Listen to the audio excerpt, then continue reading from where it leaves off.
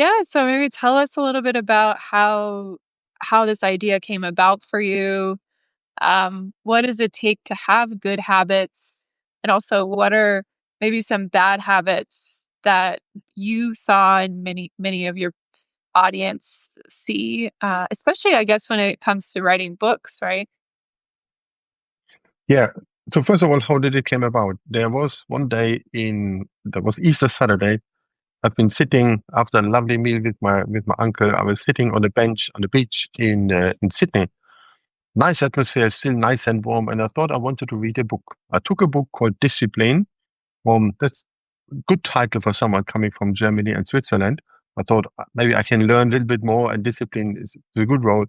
I read that, and after 15 minutes, I thought, hang on, I can write a book like this as well on one topic, short, crisp. And the author, J.R. Heimbigner, who's also on Substack, he's teaching how to write mini books, one topic, not long. So I mean, his book could be 60, 80 pages. Mine is now 128. But I used smaller paper so that it's not a typical 6x9 business book, but a bit shorter because it should have something practical. You would like to have it in your hand. It should be decent enough and have substance. And then I thought about what comes with discipline and this type of self-improvement. And then I thought it's finally time to write a book about habits. And it reminds me back then in April that if I want to write it quickly, I need to have a good concept. I need to have a plan when I would get it out. And then I came on the idea that by 28th of July, this Monday, a couple of days ago, my late father would have had his birthday.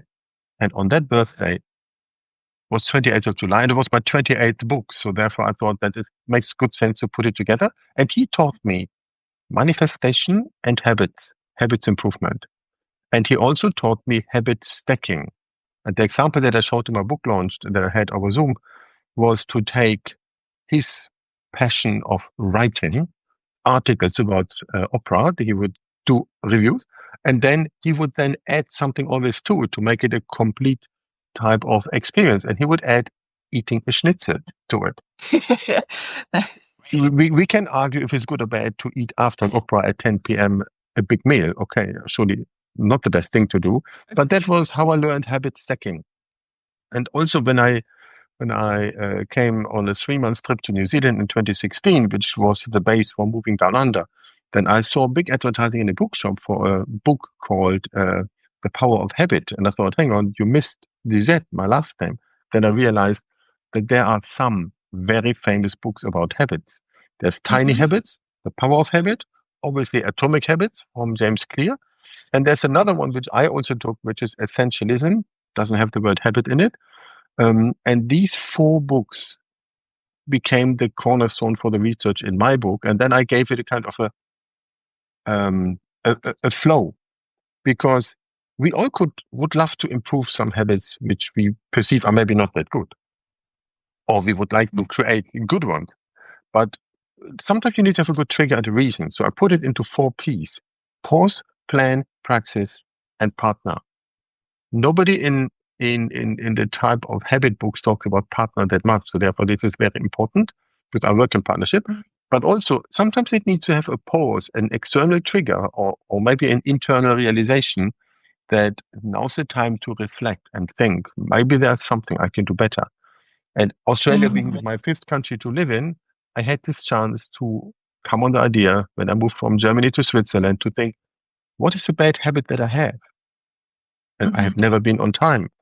But when I moved to Switzerland, I had to really master that because if you're not arriving 5 minutes too early, that would be very bad.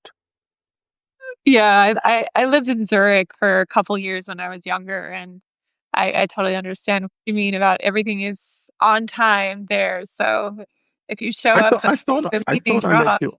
Yeah, I thought I met you back then already, but maybe not. no, I was really young. Yeah. Um, no, that's really interesting. And so, um, tell us more about the partnership one, if you can, since you said that's not something that's typically in habit books. Yeah. Yeah, they normally don't show this. So why do I come about the topic of partnership? Because I work in email marketing software with partners. So I'm not selling directly, but I work with marketing agencies who have clients. And the clients, they don't need software. They need to have an outcome of a service with a bit of technology and strategy and all of this done together. And also 75% of the world trade is done in partnership. Mhm. Michelle, you like to drink milk, I do. but you don't go to the cow and No, get the of milk course. from her. Right. So then everything in between is partnership. Let's say distribution and reseller like the supermarket and so on. So that is this. So, and I thought, how does it work for partnership in terms of habits? And a very simple thing is this one. If you want to go alone, then you can only go so far if you don't tell anyone. But even if you just tell someone, it only places an idea that someone might be cheering up for you. But if you get people to become your accountability partners, it's much, much better. And I give you an example from the month of June, when I kind of finished the script of the book just beforehand.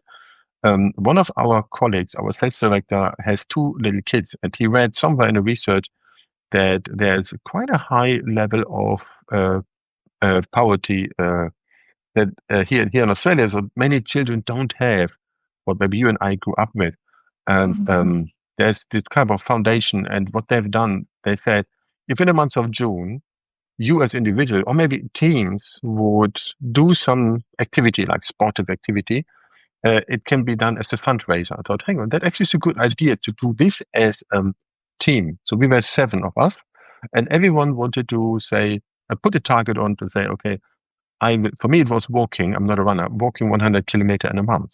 That is 3 kilometers a day. And Mhm. then we posted fundraising, got money, all good. But it was interesting to see how the colleagues performed that. There was one of them who had, before the last weekend, 25 kilometer left to run. That's a lot for a weekend. For the last month of June, for the last month of a quarter working in sales, and for the last weekend at the end of financial year, which in Southern Hemisphere, we end by 30th of June. So he failed on that one. And I applied this by every day 3 kilometer. In one day I only made two, another day I only made two. I had to do a bit more. I left the bus earlier by 2, 3 bus stops to be more mindful in walking. And I thought, okay, I can do this walking type of exercise thanks to this trigger of this fundraising and make something more meaningful to develop the habit of more walking. But Mm. every time, constantly, not just, oh yeah, last weekend, now I need to run.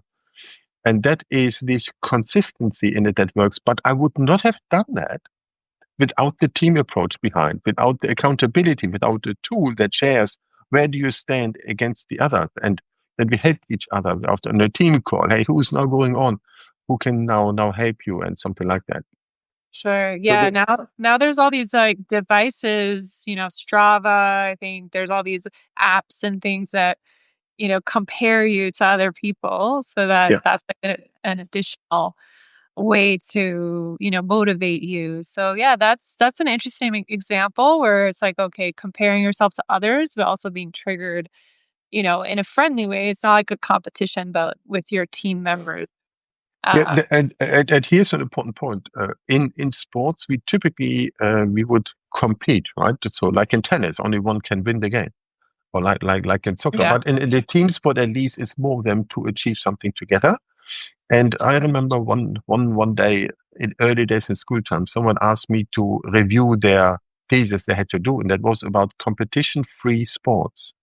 So apparently there are types of sports where you can do something together without the need to compete, but maybe more to collaborate.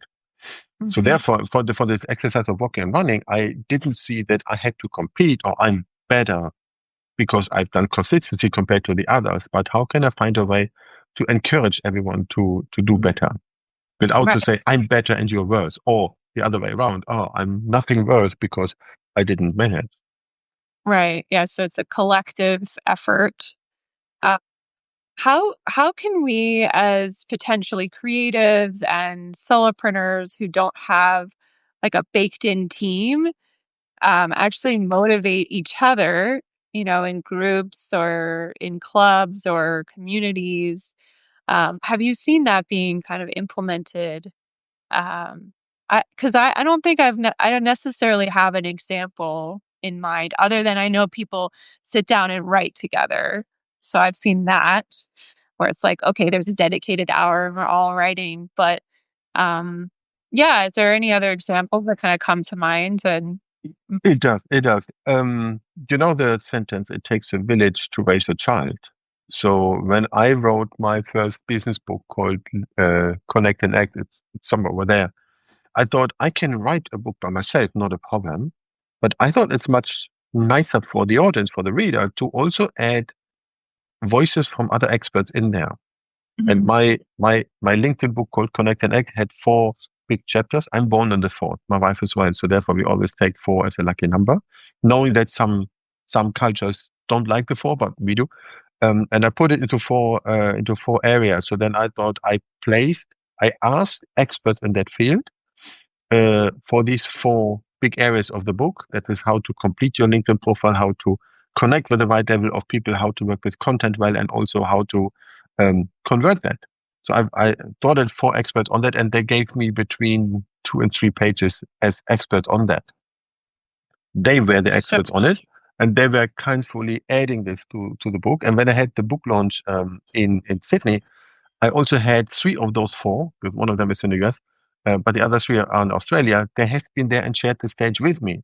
It was nice. perfect. So therefore, I Yeah. had people who kind of on one side were accountability partners, so to cheering me up that the book becomes ready, but also they Mhm. shared their wisdom. So it's not just only my view, but it's spread across more, because I strongly believe that if we add more people together, it comes something better out of it instead of just to say my way is the highway.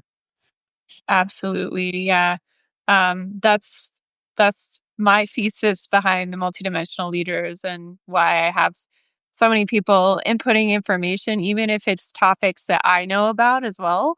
I love to see, what other people's point of view is. And I think that obviously added more accountability for you as well, because you're like, well, now I have to finish the book since I'm getting the wisdom from you for these pages, right? Now, I obviously have to launch this too. So I think that's another place where, it And forced you to create that habit as well. And you picked a good point, because for the book club, when I had the first one, Connect and Act is where I really had that big event and had all of the pictures from the launch, where more than 50 people attending. It was wonderful for a birthday. Was in a hotel where I'm also serving as a board director. Then the hotel general manager also added in a very big birthday cake, and it was really lovely. And I had a lot of people who then later talked about it. A year later, I've done, because I've been in job search more. I've done a job search book about LinkedIn, but I couldn't really launch it. It was financial constraints and so on. But then I took the book as an to have a launch photo in my company where I worked as a contractor for 6 months as a farewell photo, at least to have something. And then I joined where I'm working now at Active Campaign. And I thought at that time, my focus is more corporate. And I not launched. I even compiled a book of short stories. Mhm. No launch, no nothing. And of course, it doesn't really help. And therefore, for Happy Habits, I thought I need to get back into have more people involved, and that was helpful. So there were about 10 people who kindly added, as an early reader, added kind of their views to it, that the topic actually made sense for them, and that Mhm. is important. Right. I can actually do something for you. Would be nice to record that. It's Friday here. Yeah. You have Thursday. The book came out on Kindle last week, Saturday, Uh-huh. and the paperback was orderable on Sunday evening. You can't believe I've never seen the paperback. Not yet. I think you get it. No, because it arrived in Sydney here in this envelope Uh-huh. 2 hours after I left Sydney for the conference in Adelaide. I ordered one to the hotel, but unfortunately the driver was unable to locate it. It was very funny. That might arrive only Oh, today. that's too So bad. meaning I've never Well, opened it. oh, this is your unboxing moment. So that's Oh, exciting. yeah. And obviously, we're going to link in the follow up the info about how you can get your book as well. And first, if anyone has any questions from whoever's listening here, hi to Tiffany, Sophia, Harry Neil Blaney. Um, so can we see it? Let's see the cover. Sure. So let's see. You Let got me it? send. I only ordered 2 books at the beginning. I have at the moment I have the fulfillment only on Amazon. They're printed here in Sydney, but it's life easy.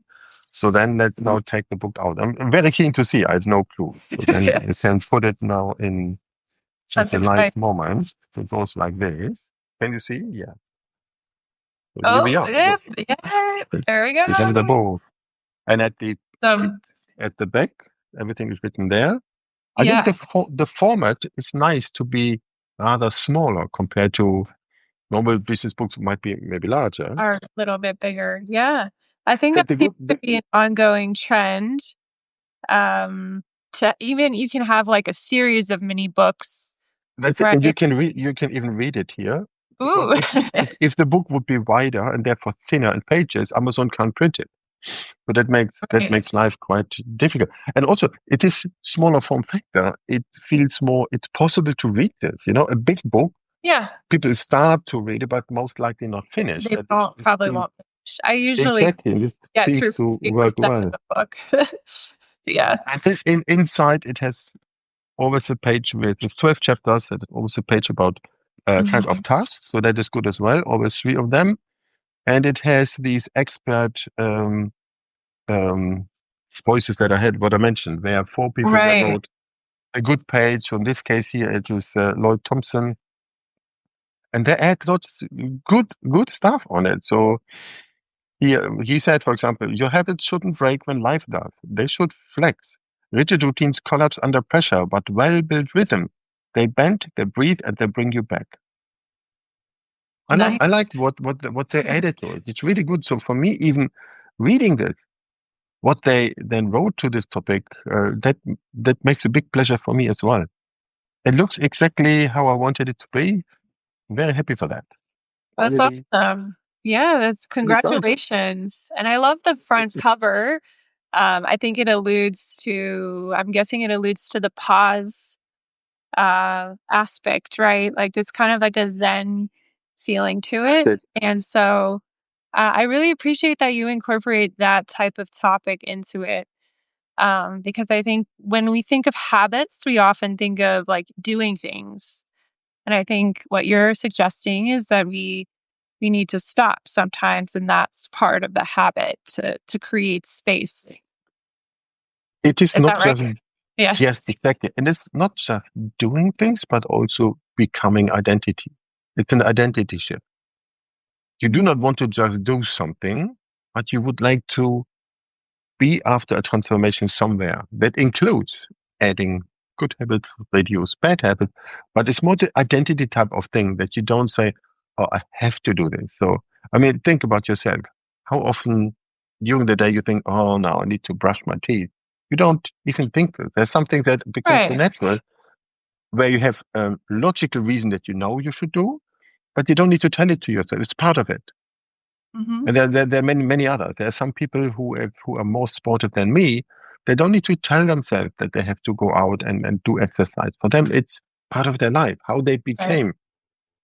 Yeah, but I think, like, for all most of us, the initial maybe 30 days is kind of where it's, you have to form that habit before it becomes something you just is just ingrained in you. Um, so any tips on how if we wanna form a new habit, what's the best way to go about it before we quit on ourselves? Let me show you.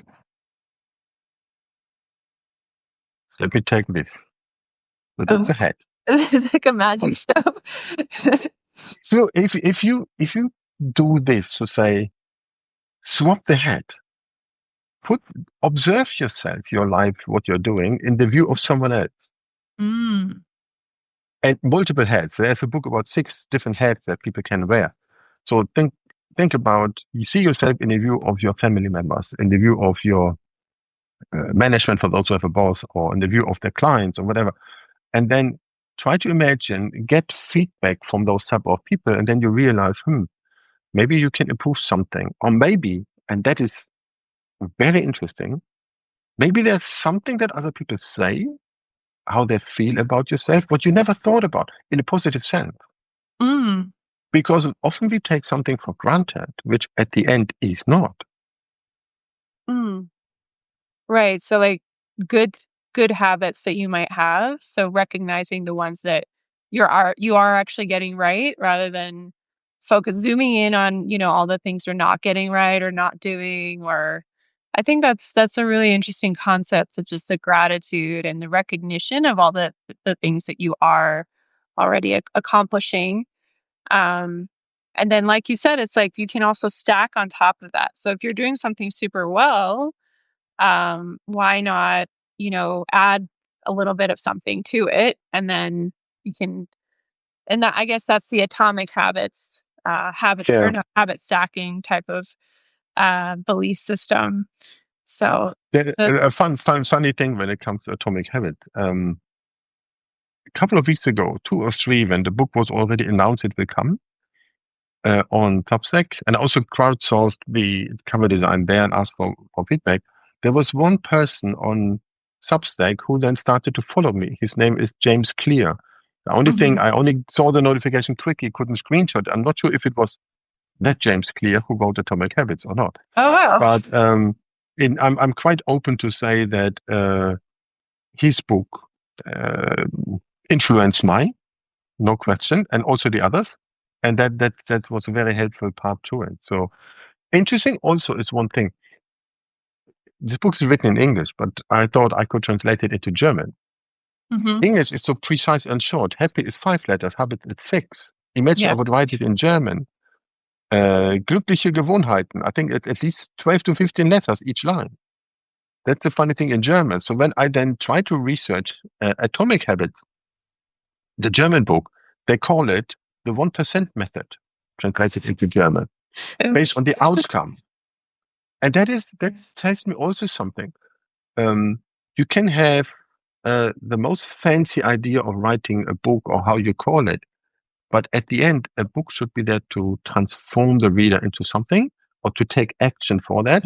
So better do it based on either the name of the method or the outcome related instead of just only a title. So that's Mm. an interesting approach. Therefore, many books also Yeah. have subtitles. So I wrote it here: feel better, focus better, live better, one habit at a time. And it actually is the start, because you mentioned it. It's the start of a series of more. So I have in my list 7 uh, mini books of this, and they all will have different type of color Oh, and so cool. on. 7 should be, let's say, I can take 7 years for that, so there's no rush. And then I Wow. even asked on Substack which should be the next one. I gave a selection of 3 titles. One would be Brainstorm Buddy, which is about AI in exactly that sense. It's helping in the ideation phase of something. The other one is Digital Dementia, because that is actually a coined Mm. term that being too much on digital and too much on social is not necessarily a good thing. Mm. That would be one of them. There's one, I think I called it uh, addiction, attention, or something like this, against attention span. Not to forget, I worked professionally in social media at a social media vendor for 3 years. So then this addiction of always getting to the phone and getting through this is something. And I thought, how can I find the time to write that book? And there's a funny story to it. So first of all, I thought 30 minutes per day, every day writing on a period of time, 42 days, rather lucky number, let's say 6 weeks, um, should be possible. But where do we find 30 days, 30 minutes per day? I found it. I The moved scrolling. Yeah, the, social the media scrolling. yeah, Yeah. well, yeah, but it is sometimes you can do things or you can leave things. And I observed if I only move the icons of Facebook and Instagram away from my screen into a folder far away, that is still Right. there in case I want it. So I'm not radical to say I delete all social media. Uh, I moved it away, and I observed that I would not put all the steps there to then look into Instagram and then the useless kilometers of scrolling. So I found my 30 minutes. So that was good. I only need to pay attention not to replace this with Substack scrolling, right? But Right. yeah, that's one thing. But there came another thing. After a week of writing every day something, I thought, okay, that's cool. But I knew in my head somewhere that initially I wanted to write a completely different book called LinkedIn for Startups, my third LinkedIn book. And I thought, yeah, that is like the first one, bit different focus, easy to do, just change something. But I realized it needs something completely different. So then I said, okay, Happy Habits goes on the right track. It's fine. Now I move to the other one. And then I made the decision in early May, again on my birthday, to say, okay, for the next 4 weeks, I will write every day either this or that. Hmm. Because as a book writer, you have an alternative of writing the book. Simply not write. Because Right. so many other distractions, so many other tasks in life that we have. So it's like you go to a restaurant and the waiter asks, you want a dessert? Ah, no, maybe no. Mm. But the other day, we go to a restaurant and the waitress says, hey, we have a beautiful, tasty tiramisu, or maybe the sorbet, we have just a new supplier. It's very fresh and the customers like it. Then in your brain, you think about tiramisu or sorbet. You don't think at the option of Right. Oh, not a no. dessert. Yeah. This Oh, question, that's such a good, that's a and, great tip. and Yeah. this question is the make or break for a restaurant's profit, in addition to the beverages. So then I thought, in the book writing point, instead of writing only this, I would also write the other one. But it, I, Happy Habits I finished on 31st of May. LinkedIn for Startups I finished on 1st of June. So those Wow. are ready. And I Yeah. gave this book to early readers, at least 2 dozen of them, to get to move from quantity into quality. And I still need to do it for the other book. So that will be September, October. So there's no rush on that one, but I wanted to Yeah. have this out. Yeah. And that So one is looks also like a mini book as well. the other one. No, the other one is No. 160 pages. It's a normal Okay. 6 by 9.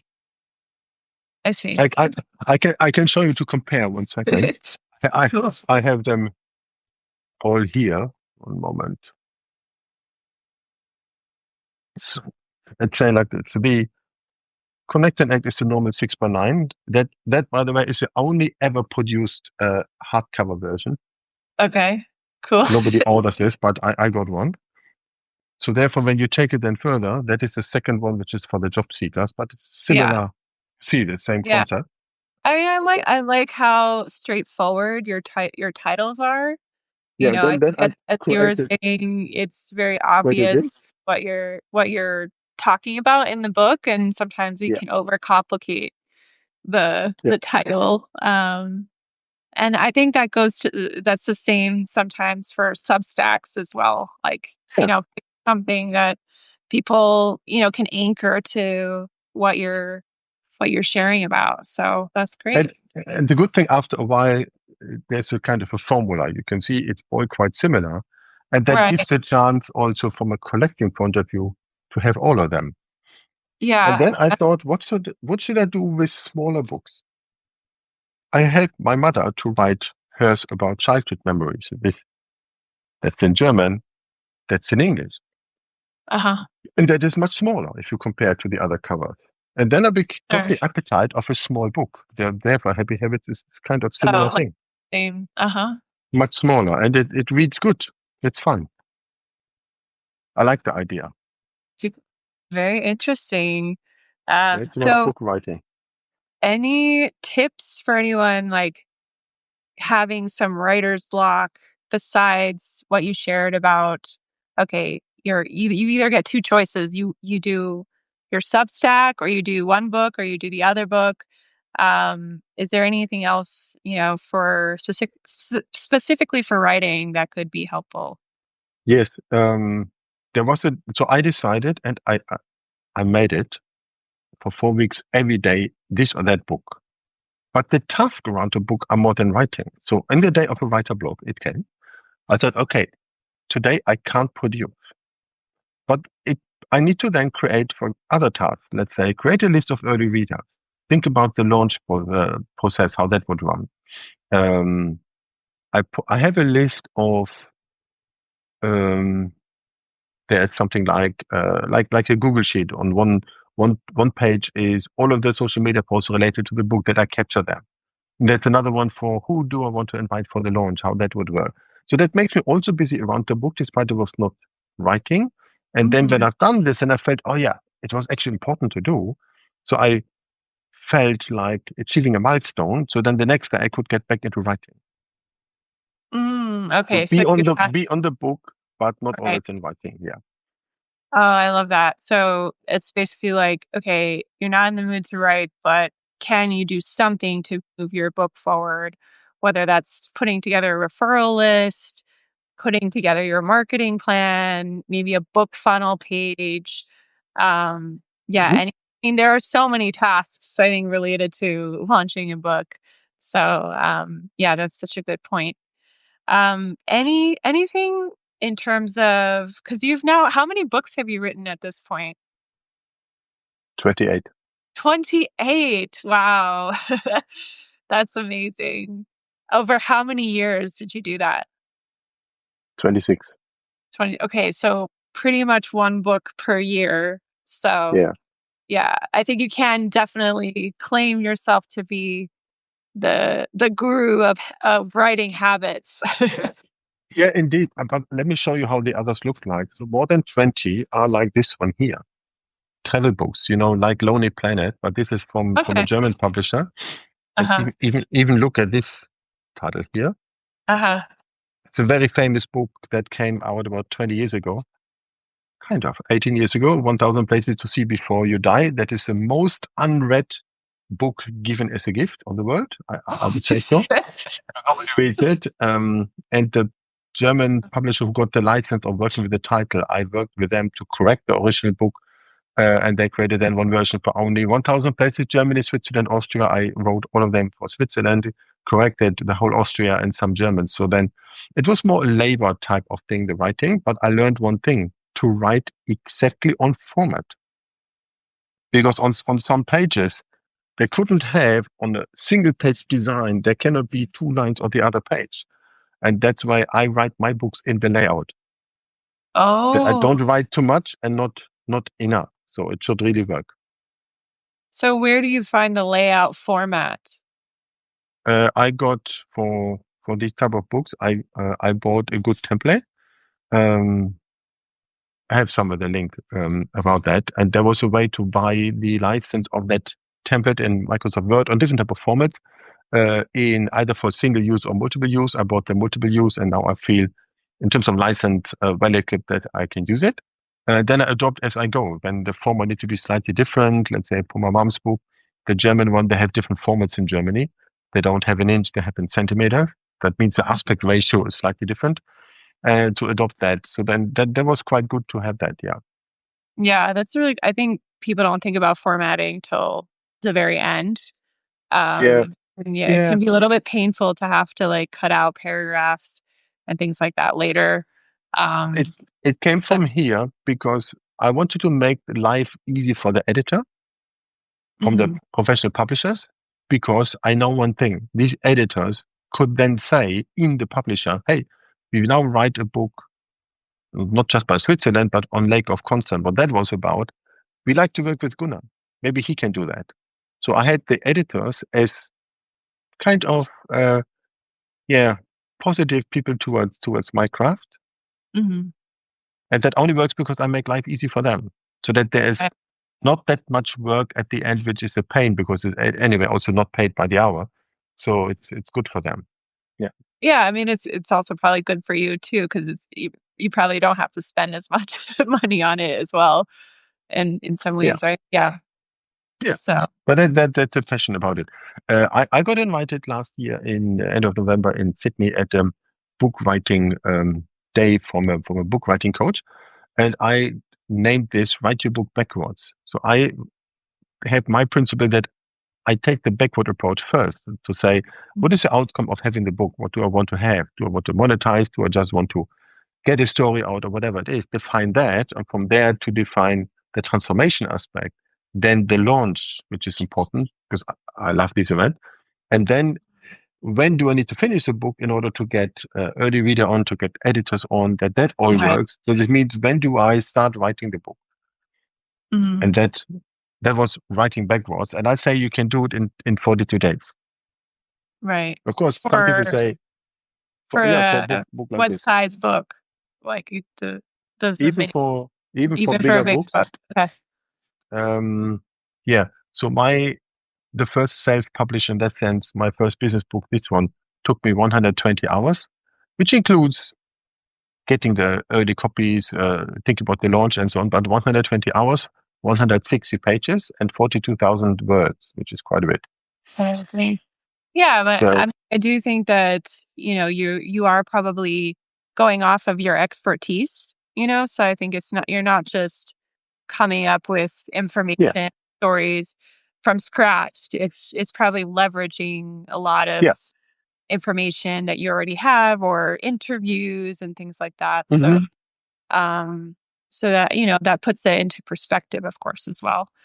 Yeah. Uh, So Happy well, Habits is about 60 hours. 60 hours. Okay. Much Amazing. more efficient. And there are some gurus who say you can write a book even in as less as 2 hours. Just use ChatGPT and something. Sure. When ChatGPT was new, I've done that. Somebody said you can do it in 24. I made it in 24. That was 1 hour thinking, 16 hours prompt engineering, total Um, text from ChatGPT, which early on was pretty bad. 4 hours reading on paper to correct everything up, editing myself, and then the cover uploading done. But the quality was so bad I couldn't put my name to it. right.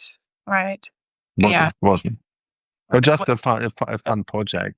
Different name. Got it Amazon bestseller even. Totally surprised for that one. Oh my goodness. So I'm curious. Last question, and I'll let you go. But I'm curious. So now that you have 28 books on Amazon, does it help you? Like one book kind of refers to another. Do you get more audience because of all the other books that you have put out there as well? Surely yes, surely yes. It should help the others as well. Of course, the travel books is another story, being a different genre. I even published one fairy tale. It Oh wow. was a Christmas gift from my wife. I thought I want to do something by hand. The only thing I can do is write. So then that was that, and considering writing another one. Yeah, so So that cool. You've got several help different each other. genres. You have different genres going. Yeah, So yeah, which is cool. I like the idea that we don't have to necessarily pigeonhole ourselves in one area. yeah. Right. So And then on Substack we can do the same thing. We can have 2 or 3 different Substacks. right. Not everyone need to subscribe to all of them. Yeah. Exactly. Awesome. Well, thank you so much. Good. This has been so fun. I'll definitely send everybody a recap. Thank you everyone who joined. And we'll see you all Nice. soon. All right. And Take I care. also see Natasha. Very nice. Thank you. I know her from Substack and from LinkedIn Oh, and from cool. Kajabi. Yeah, yeah. And I read her. Good one. Thank So you. cool. All right. Nice to see everybody. Thank you.